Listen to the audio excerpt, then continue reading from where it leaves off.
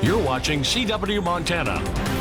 This is the MTN 9 o'clock news. Good evening, everyone. Thanks for joining us tonight. I'm Russ Riesinger. 3 female suspects now face felony charges after a brutal, caught-on-camera attack of a 15-year-old Billings girl.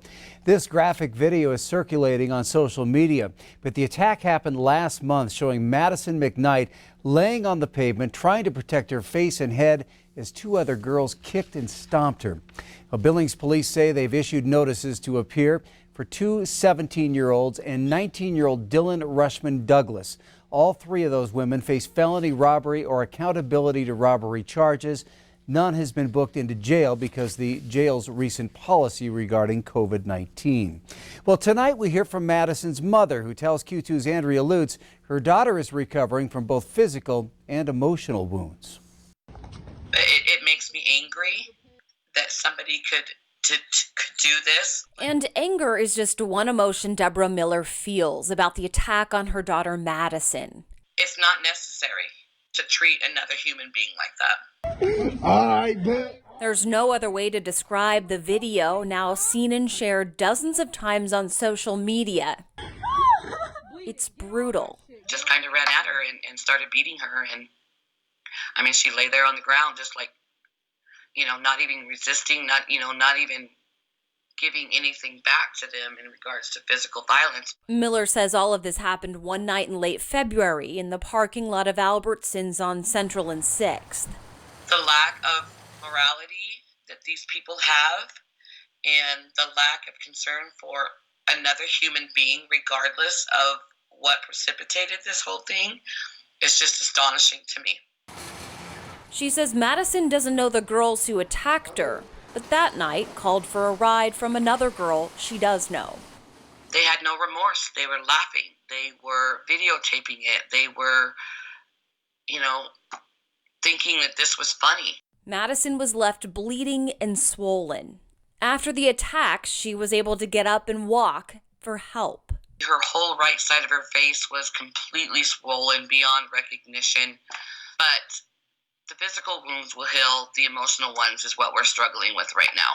And that's where Miller's biggest worry for her daughter lies: healing. It was a very disturbing thing for her, and she's not one to open up and share emotions with me. It's very difficult for her. Healing for everyone.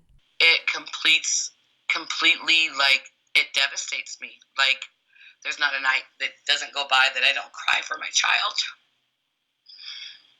Miller believes the mental health system in Billings has failed her daughter, and she's frustrated by how long it took police to file charges. But regardless of all that, she wants everyone in the community to know violence like this can never be justified. I just want to say that we have to come together as a community and not allow this thing to happen. If you see something, say something. In Billings, Andrea Lutz, MTN News. All 3 of those suspects must appear in district court on or before April 12th. Again, Billings police say more charges are likely. At least 24 Montanans have tested positive for COVID-19 since this time last night. There are currently 241 confirmed cases across the state. That's up 14 from this morning alone. The total number of deaths remains at 5.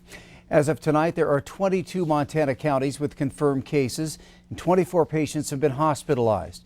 Yellowstone County saw 1 new positive case, and that brings our total to 35. Gallatin County now has 40% of the state's confirmed cases as it reaches 93 positive tests. Well, a TSA agent based at Missoula International Airport is among the 17 confirmed cases of COVID-19 in Missoula County. The screening officer works the afternoon shift at the Missoula Airport. Last worked on March 25th. Now, over the past 14 days, the TSA reports 58 screening officers have tested positive for COVID-19 across the United States. The agency says it's working with the CDC along with state and local health departments to monitor local situations and ensure safety. Well, it is the start of what's hoped to be the biggest economic recovery in U.S. history.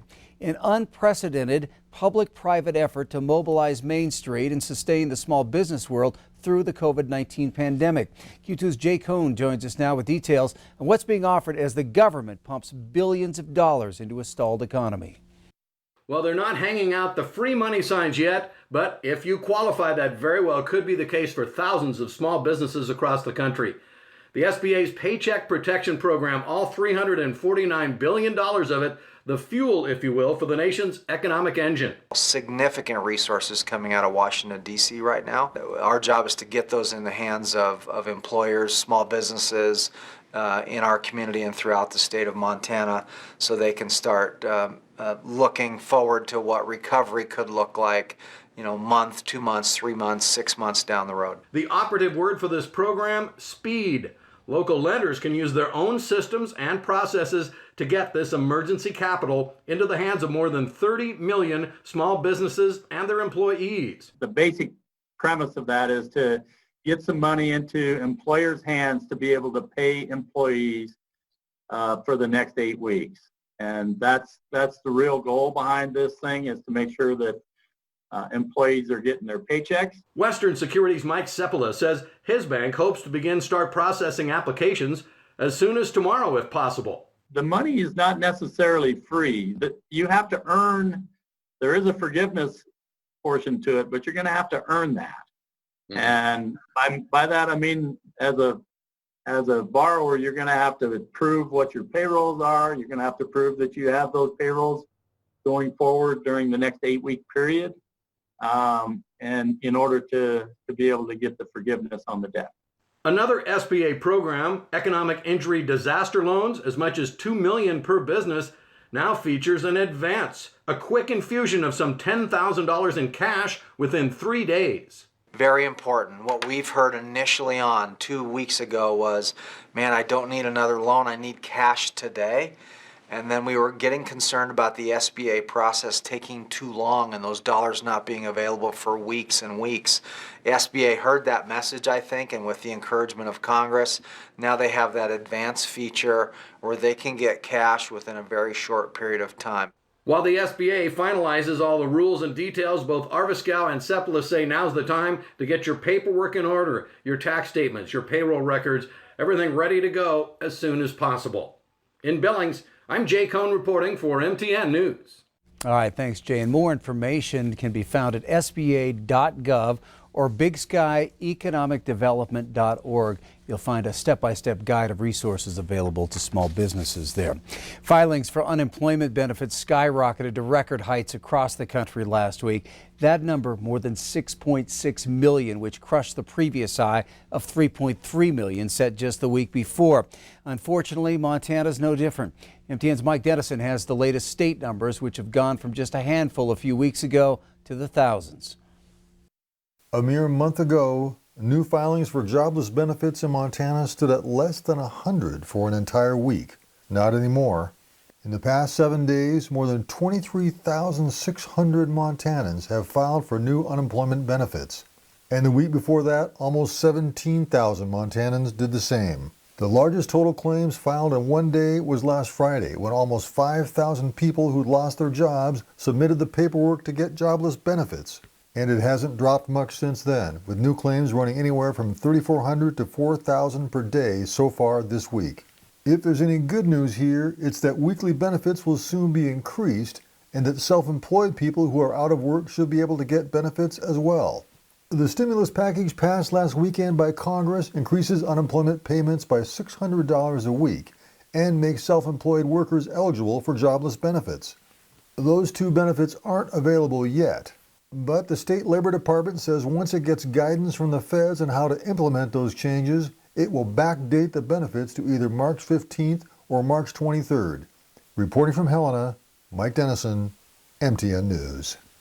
And information on how to file for benefits can be found on the state labor department's website. Some businesses here in Billings are actually thriving during the COVID-19 pandemic.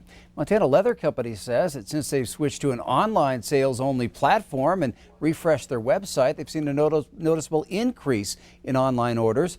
The President of Montana Leather Company, Doug McPherson, and web designer Patrick McPherson have even found a way for people to stay busy by giving them the option to assemble their own leather products while they're at home. The outbreak that's occurred here, we've even seen an uptick slightly in online sales.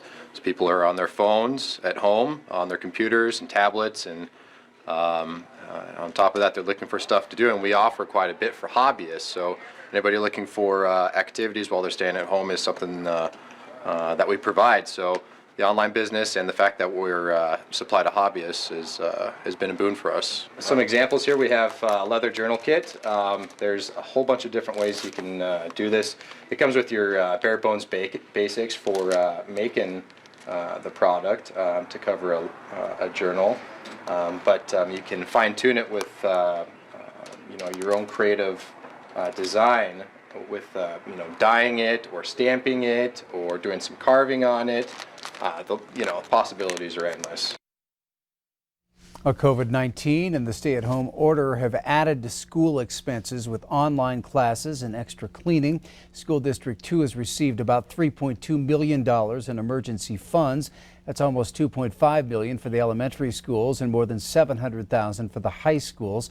That money comes from the Coronavirus Aid, Relief, and Economic Security Act, or CARES Act. Superintendent Greg Upham says it will help pay for cleaning supplies along with technology and instructional materials. About 90% of the $41.3 million that Montana received went to schools around the state. The rest has been set aside for other emergency needs.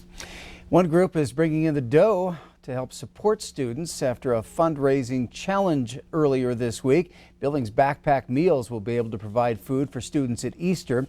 The program already gives breakfast and lunch to about 350 students on the weekends. With that stay-at-home order, the number of students needing meals now more than 1,200. It will take about $10,000 for 5 days of meals around Easter. A $1 challenge went out on Tuesday, and by Wednesday, $5,000 had been raised. That, along with food donations from Sodexo, brings the need to about $1,000. My goal was $200, and to know that people in the community were so eager to help. I think we're all, feeling locked up and wanting to do something and not knowing what we can do and be a part. And so in that first 24 hours, we hit $5,000, and donations are still trickling in, and some now are going directly to the foundation, which is fabulous, but it's super humbling and super exciting. The Education Foundation for Billings Public Schools runs the Backpack Meals program. Still to come on tonight's 9 o'clock news, paying it forward. Some Montana teens are using their free time to help others. That story coming up after the break.